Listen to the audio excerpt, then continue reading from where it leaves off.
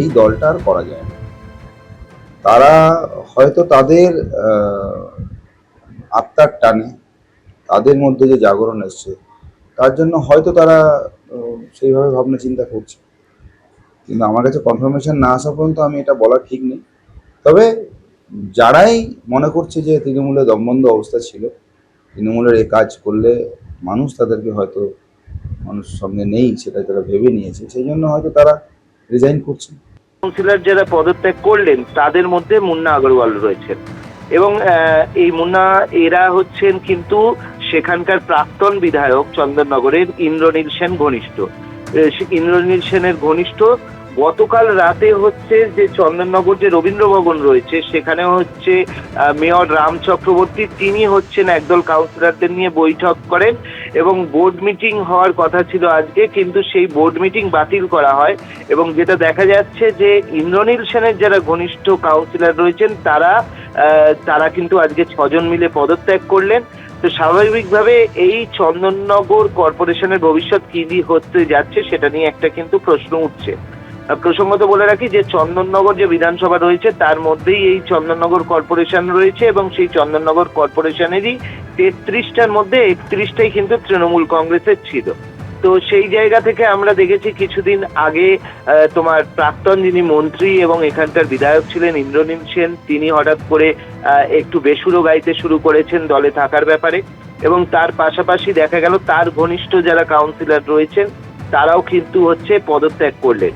আর বিজেপির যিনি জিতেছেন এখান থেকে দীপাঞ্জন গুহ, তিনি বলেছেন যে সব রত্নাকর বাল্মীকি হয়তো হয় না, কিন্তু বাল্মীকি হওয়ার চেষ্টা করে। তো এটাও খুব ইঙ্গিতপূর্ণ এবং বিভিন্ন যে তোমার পুরসভাগুলো রয়েছে তাতে যে ডামাডোল চলছে তার মধ্যে চন্দননগর কর্পোরেশন, কারণ কর্পোরেশন যেরকম খুব কম কর্পোরেশন আছে, পুরসভা অনেকগুলো রয়েছে, তার মধ্যে চন্দননগর কিন্তু খুব পুরনো একটা কর্পোরেশন। তো সেই চন্দননগর কর্পোরেশনেও কিন্তু এখন দেখা যাচ্ছে সেখানেও ডামাডোল তৈরি হয়েছে। একদমই অর্ণব, তুমি আমাদের সঙ্গে থাকো। ভদ্রেশ্বরের পর এবার চন্দননগর, আজকে নির্ধারিত বোর্ড মিটিং এর আগেই 6 জন তৃণমূল কাউন্সিলরের গণপদত্যাগ।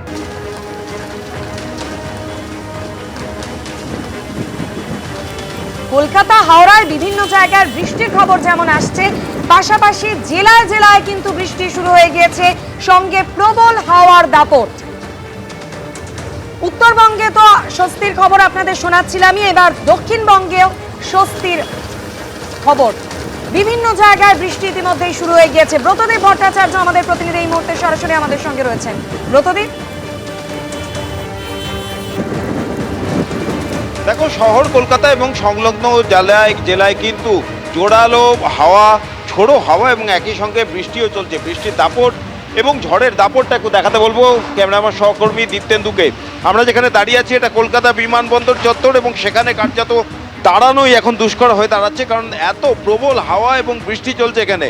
এবং তুমি জানো কি যে বিভিন্ন জেলা থেকে কিন্তু আজকে সকাল থেকেই বৃষ্টি শুরু হয় এবং বিভিন্ন জেলায় কিন্তু ইতিমধ্যেই আবহাওয়া দপ্তরের তরফ থেকে লাল সতর্কতা জারি করা হয়েছে। আমি যেখানে রয়েছি অর্থাৎ এটা উত্তর 24 পরগনা জেলা, এখানে কমলা সতর্কতা জারি করা হয়েছে। এবিপি আনন্দ, এগিয়ে থাকে, এগিয়ে রাখে।